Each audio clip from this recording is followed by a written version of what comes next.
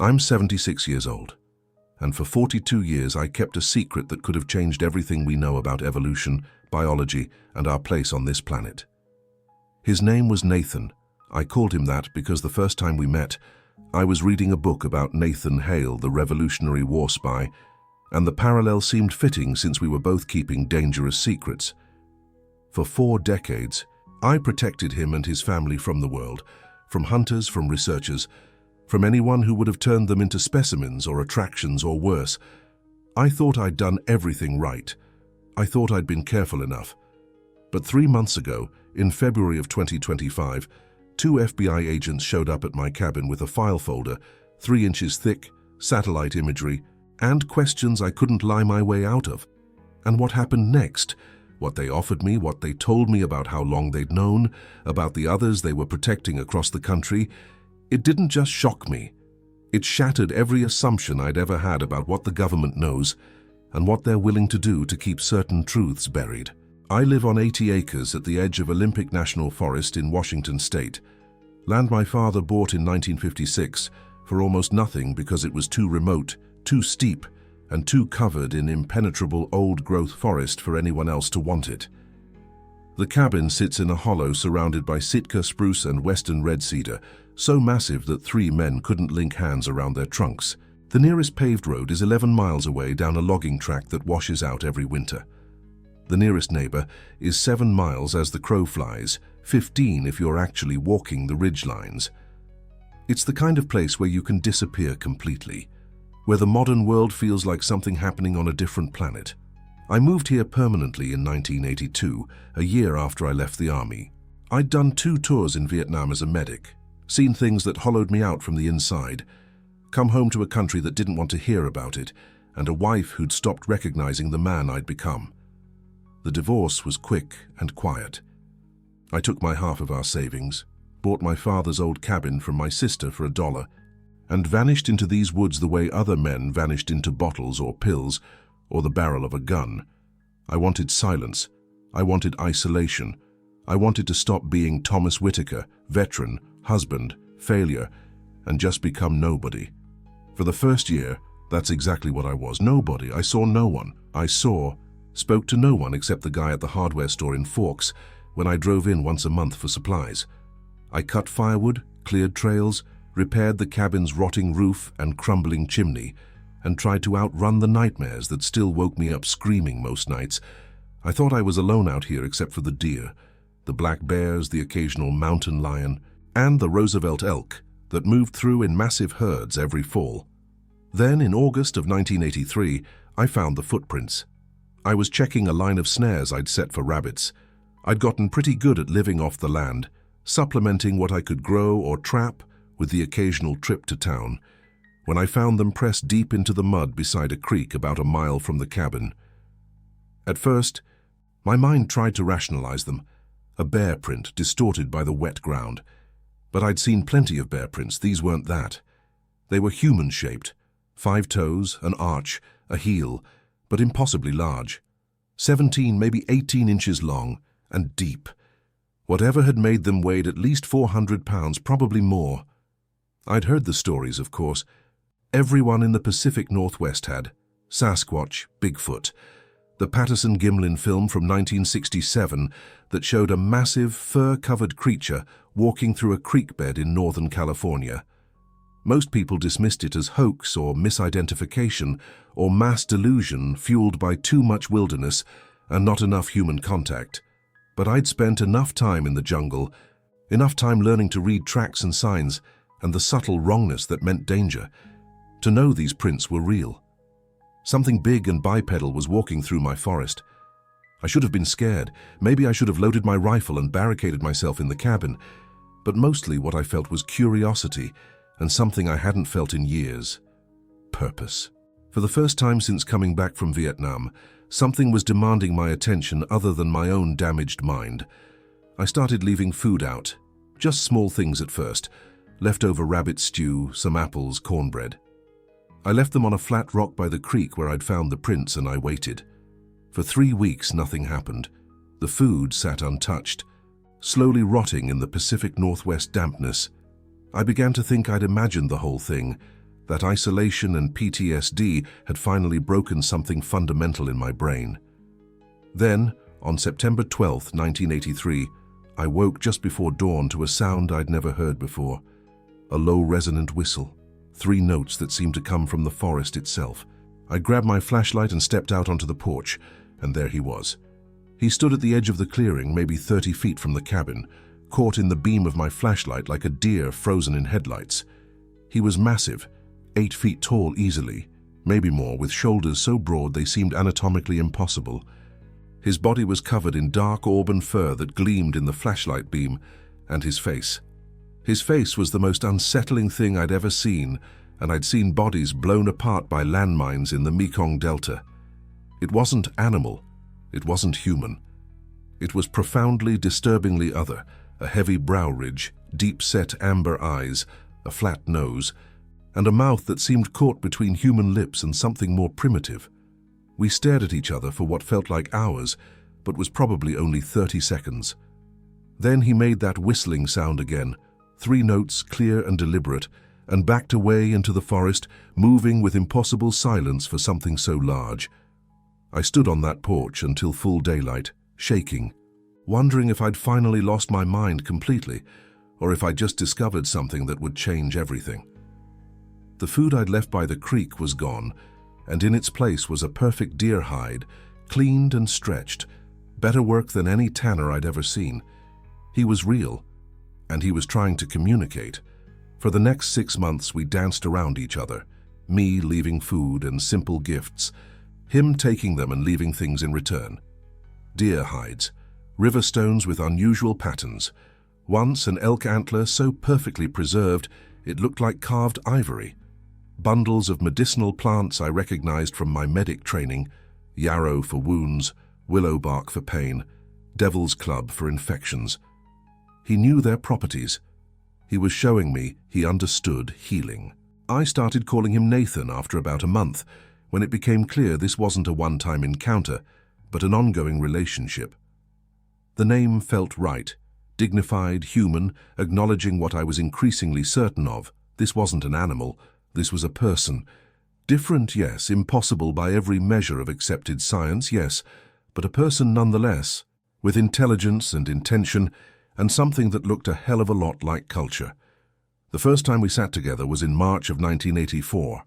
I'd built a small fire pit near the creek, far enough from the cabin to feel neutral, but close enough that I could get back quickly if things went wrong. I brought 2 metal plates of venison stew, set one on each side of the fire, and waited. He emerged from the forest just after sunset, moving with that eerie silence that's something that large shouldn't possess. He circled the fire twice, keeping to the shadows, assessing the situation. Then, apparently deciding I wasn't a threat, he sat down across from me and picked up the plate. He ate like a human, not delicately, but deliberately, using his hands to pick up chunks of meat and potato, chewing thoroughly, pausing between bites. His table manners were better than half the guys I'd served with in Vietnam. When he finished, he set the plate down carefully and made a sound deep in his chest, a rumble that I would come to recognize as contentment or approval. Then he did something that changed everything. He pointed at himself and made a sound, a vocalization that was clearly intentional, clearly a word in whatever language his kind possessed. It sounded like Novan, guttural and deep, but unmistakably purposeful. He was telling me his name, or at least what he wanted me to call him. Novan, I repeated, probably butchering the pronunciation. He nodded, a human gesture that sent chills down my spine, and pointed at me, head tilted in question. Tom, I said, touching my chest. My name is Tom. He tried to repeat it, but his vocal structure couldn't quite form the sharp consonant. It came out more like Tom, softer, almost gentle. But it was my name and he was using it. We sat by that fire for 3 hours that night. Not speaking, he couldn't form English words and I couldn't manage his language, but communicating nonetheless. Through gestures and expressions and the careful observation that comes from genuine interest in understanding another being. I learned that he had a family. He gestured to the forest and made multiple vocalizations, different tones that suggested different individuals. I learned that he was old, or at least older.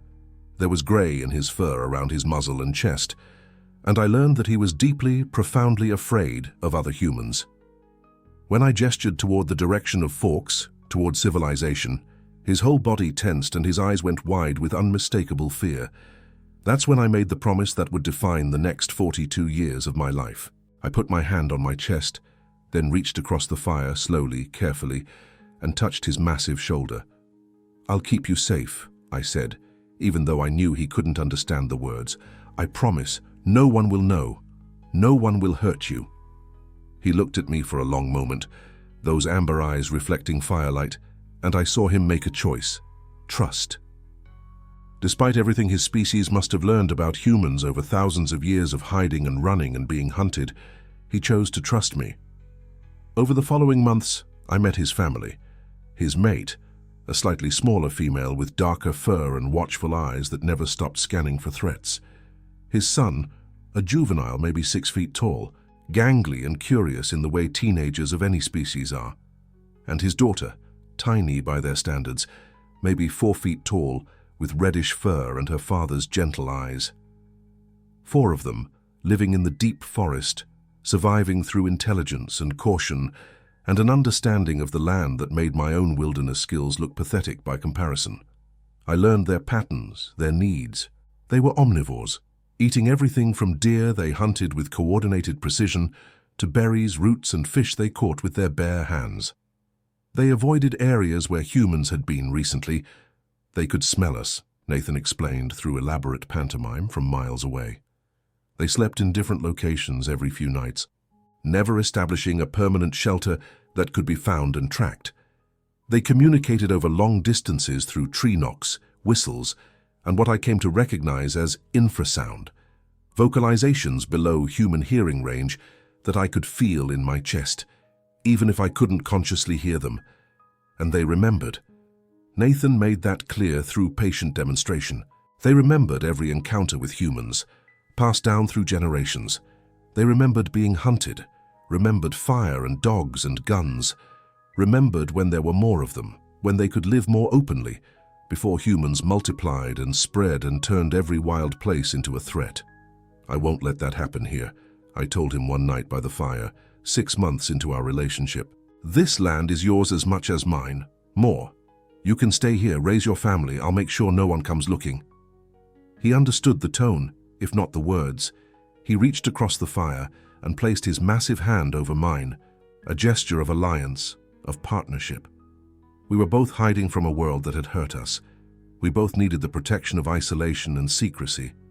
And we both understood that some promises once made are worth keeping even if they cost you everything. For 20 years I kept that promise without serious challenge. Nathan and his family thrived in the forest around my cabin, and I became their guardian, their early warning system against the encroachment of the modern world. I bought more land when it became available, another 40 acres in 1991, 60 more in 1997, creating a buffer zone around their territory. I posted no trespassing signs every 100 feet.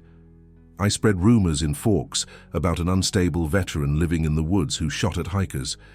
I made myself into exactly the kind of person people avoided, the kind whose land you didn't casually wander onto. The closest calls came from hunters. Every fall during deer and elk season, I'd patrol my property boundaries like I was back on perimeter watch in Vietnam, intercepting hunters before they got close enough to see anything they shouldn't. Most of them were reasonable. One look at the signs and my very intentional crazy hermit appearance, and they'd apologize and move on. A few required more persuasion. I fired warning shots. I confiscated equipment and only returned it after they'd been escorted off my land. Once in 1995, I physically fought a drunk hunter who refused to leave. I broke his nose and 2 ribs and spent a night in county jail. Worth it. He never came back. Nathan's family grew. His daughter, I called her Ruby for her reddish fur, had children of her own in 1993, twins who were the most curious, playful beings I'd ever encountered. They'd sneak up to the cabin when their parents weren't watching, peek in windows, rearrange my firewood into elaborate patterns. Once stole my reading glasses and returned them 3 days later, bent but carefully cleaned. Nathan was mortified, scolding them in that rumbling language I still couldn't understand. But I loved it. For the first time in years, there was laughter on my property, even if it came from creatures that shouldn't exist. His son, I called him Ash for his grey-tinted fur, was more reserved, more like his father. He watched me with constant assessment, never fully trusting, always ready to run. But over the years, he softened. By the late 1990s, he was bringing me gifts too, perfect agates from the river, eagle feathers, once a gold nugget he must have found in a creek bed somewhere. We never spoke, but we understood each other. He was protecting his family, so was I. That made us allies. Nathan aged visibly over those decades. The grey spread from his chest across his shoulders and down his arms. He moved more stiffly in cold weather. His hearing wasn't as sharp. I could approach closer before he noticed, but his mind stayed keen and his trust in me deepened. By the early 2000s, when he was injured, a nasty gash on his leg from what looked like a cougar attack, he came directly to my cabin and waited on the porch until I found him. I treated the wound with the same skills I'd used on soldiers in Vietnam, stitching it closed with fishing line and keeping it clean with antiseptic. He sat perfectly still through the entire procedure, trusting me completely. The years blurred together. 2000, 2005, 2010. I turned 60, then 65, then 70. My own hair went white. My knees started failing. The nightmares from Vietnam finally faded to occasional bad dreams rather than nightly terror. Nathan's family became my family in a way my actual blood relatives never had.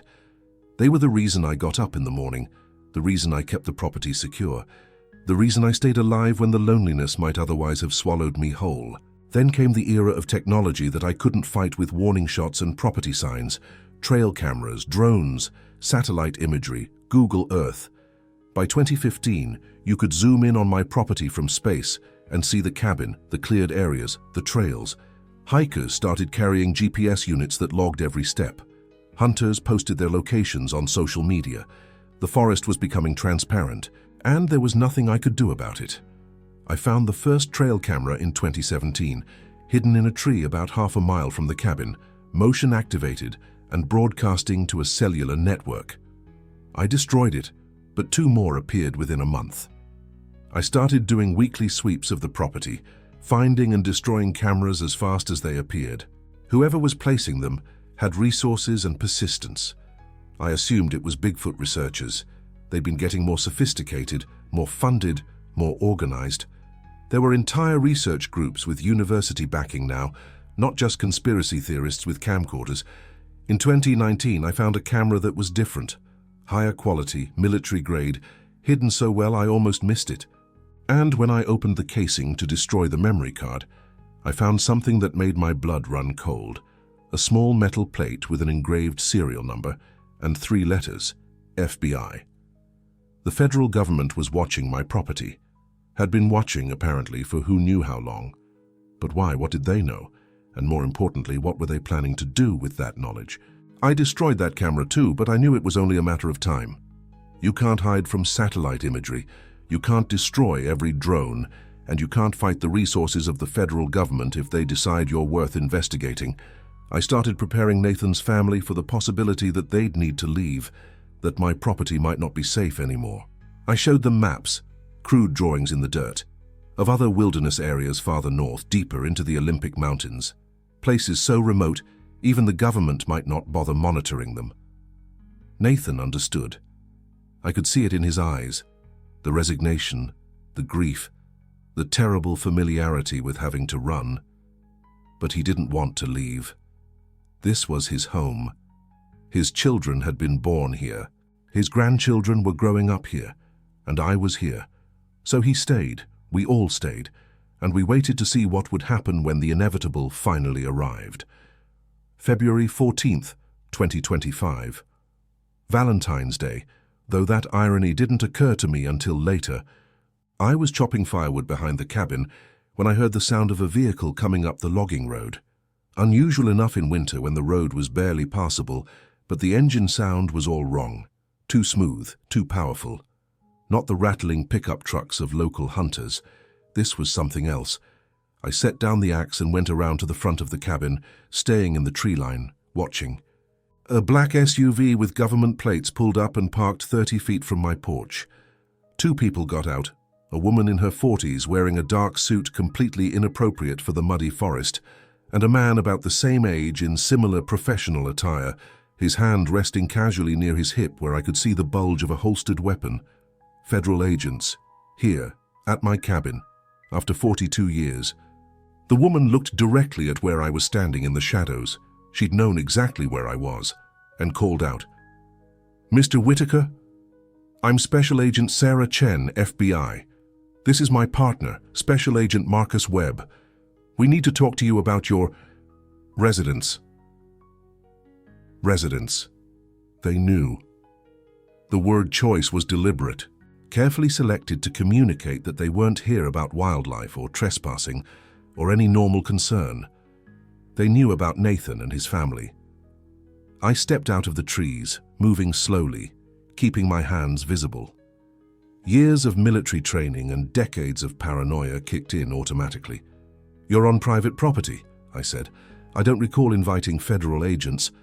Agent Chen smiled, not unkindly, but with the practiced patience of someone who'd had this conversation before. "We're not here to cause problems, Mr. Whitaker. Quite the opposite. May we come inside? What we need to discuss isn't appropriate for outdoor conversation." Every instinct screamed at me to refuse, to order them off my land, to stonewall and deny everything. But I'd been a medic in Vietnam. I'd learned to read people, to assess threats, to know when someone was hunting you versus when they were offering an extraction.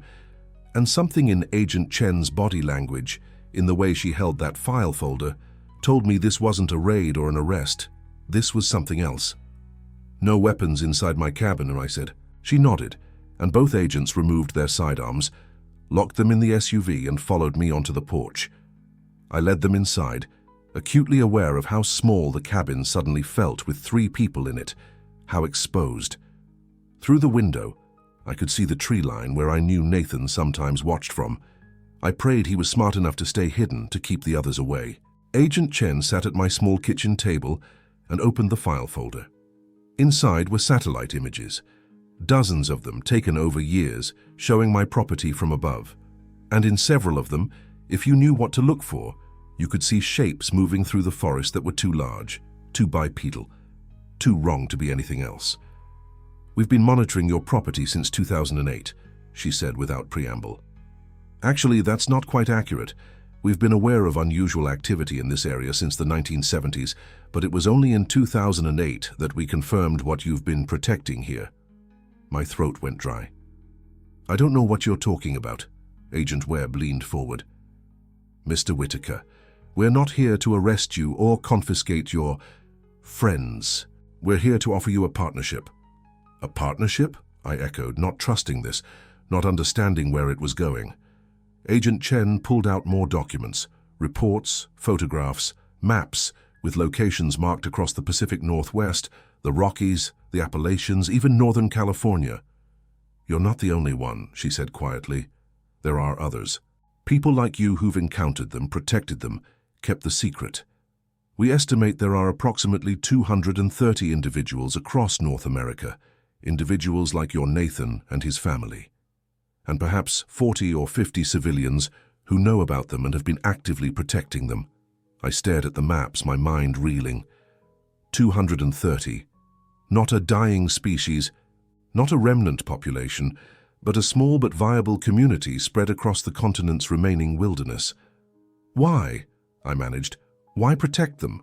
Why keep it secret?" Agent Chen closed the folder and looked me straight in the eye. "Because the alternative is extinction. If the public knew, if there was proof, if scientists descended on every sighting location, if the media turned it into a circus, these beings wouldn't survive 6 months. They'd be hunted, captured, turned into specimens or attractions. Their habitats would be destroyed by tourism and development.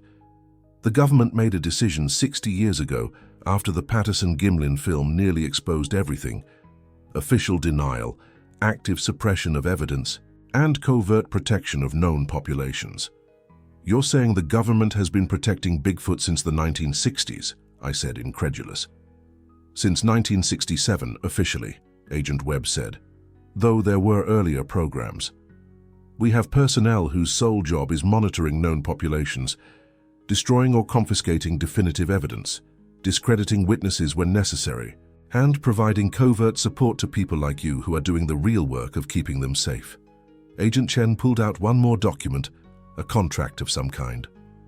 We want to formalize your role, provide you with resources, better surveillance equipment to monitor for intruders, medical supplies, financial support for property taxes, and maintenance. In exchange, you continue doing exactly what you've been doing, keeping them safe and keeping them secret. And if I refuse? I asked. She shrugged. Then we thank you for your service and leave. We won't interfere with your arrangement, but you'll be on your own, and the technology is getting better every year. Eventually, someone with a commercial drone or a high-resolution satellite is going to get footage we can't suppress. We're offering you backup, Mr. Whitaker. It would be wise to take it. I looked at the contract, at the maps showing other populations, at these two federal agents sitting in my cabin offering partnership instead of prosecution, and I thought about Nathan, about 42 years of trust, about the promise I'd made by a campfire in 1984. I need to talk to him first, I said. To Nathan, he gets a say in this. Agent Chen smiled, genuine warmth this time. We wouldn't expect anything less. That night, I brought Nathan to the cabin for the first time in 42 years. Agent Chen and Agent Webb waited on the porch while I went into the forest and found him watching from his usual spot, behind the massive cedar. I didn't need words to communicate what I needed. I gestured for him to follow, and after a moment's hesitation, decades of trust outweighing decades of caution, he did. When he stepped into the clearing and saw the two agents on my porch, his whole body tensed, ready to run. But I put my hand on his arm. Barely reaching his elbow, his frame was so massive, and he stopped. Trusting me. Still trusting me, even when I was leading him directly to the thing his species feared most. Other humans who knew he existed. Agent Chen stood slowly, her movements careful and non-threatening, and did something I'll never forget. She placed her right hand over her heart, bowed slightly, and spoke in a language that was clearly not English, guttural, resonant, almost musical in its cadence. Nathan's eyes went wide. He responded in the same language, his deep voice rumbling words I still couldn't understand. They spoke for perhaps 5 minutes, while I stood there shocked, and Agent Webb watched with patient familiarity. Finally, Agent Chen turned to me. I told him that his people have protectors within my government, that we've been keeping them safe for 3 generations, that we want to help you continue protecting his family. You speak their language? I said, still processing. Basic phrases, she admitted. There's a linguist at the Bureau who's been working with a family in Montana for 15 years. We've learned some things, not enough, but enough to communicate intent. Nathan looked at me, then at the agents, then back at me. He made a questioning sound, one I recognized as, "What do you think? Do you trust them?" "I don't know," I said honestly. "But we're running out of options. The world is getting smaller. Hiding is getting harder. Maybe having allies isn't the worst thing." He considered this, his amber eyes thoughtful. Then he did something that shocked everyone. He walked up to Agent Chen, towering over her by more than 2 feet, and extended his massive hand. A human gesture, an offering of alliance. She took his hand carefully, her small fingers disappearing into his palm, and they shook. A treaty sealed not with signatures and official documents, but with the simple gesture of mutual respect. Over the following weeks, the arrangement took shape. The FBI provided advanced motion sensors that I could monitor from the cabin, alerting me to any human presence within 2 miles. They retroactively acquired an additional 120 acres adjacent to my property, creating an even larger buffer zone that was now officially Federal Wilderness Preserve closed to public access. They provided medical supplies, advanced wound care, antibiotics, even veterinary tranquilizers in case of emergency. And they provided something even more valuable: information. Agent Chen showed me the locations of the other protected populations. A family in the Cascade Range being watched over by a retired logger. 3 individuals in Montana, protected by a wildlife biologist who'd stumbled onto them while studying grizzly bears, a pair in the Appalachians whose guardian was a former park ranger. Dozens of these quiet partnerships between federal agents, civilians, and beings that officially didn't exist. Why now? I asked during one of Agent Chen's visits in March. Why reveal all this to me after 42 years? She looked uncomfortable. Because the technology is reaching a tipping point. Civilian drones with 4K cameras, AI-enhanced satellite imagery that can process movement patterns. Social media making it impossible to suppress information the way we used to. We're fighting a losing battle against disclosure. So we're shifting strategy, creating protected zones, formalizing relationships with guardians like you, preparing for the possibility that in the next decade or two, we might not be able to keep the secret anymore. And when that happens, we make sure there are legal protections in place, endangered species status, protected habitats, criminal penalties for harming them. We make sure they're seen as people deserving of rights, not animals to be studied or attractions to be exploited. She paused. Your Nathan and his family will be part of that case. Documentation of decades of peaceful coexistence. Proof that contact doesn't have to mean destruction. I thought about that.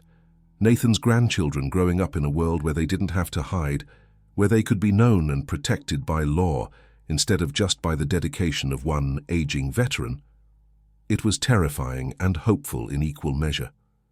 3 months have passed since that Valentine's Day when the FBI showed up at my cabin. Nathan's family is thriving. Ruby's twins just had children of their own, making Nathan a great-grandfather. Ash, always the cautious one, has started teaching the youngest ones how to avoid human detection, passing down the survival skills his people have honed over millennia. And Nathan himself, now grayer and slower but still strong, still trusting, sits with me on the porch most evenings, while Agent Chen's motion sensors quietly monitor the perimeter. I'm 76 years old. I don't have many years left. But I sleep better now, knowing that when I'm gone, Nathan's family won't be alone. There's a network, small secret but real, of people who know the truth and are committed to protecting it. Agent Chen has already identified a young wildlife biologist who'll take over guardianship of my property when I can't do it anymore. The land will stay protected. The family will stay safe. For 42 years, I kept them safe on my own. For the rest of their existence, they'll have an entire covert infrastructure protecting them. That's not the shocking part of what happened when the FBI found out. The shocking part is that they'd been protecting others like Nathan all along, quietly, invisibly, maintaining one of the most successful conservation efforts in human history, one that officially doesn't exist. Nathan's great-grandchildren will grow up in these forests, and maybe, just maybe, someday they'll be able to walk in daylight. His name is Nathan. He is not alone, and neither am I.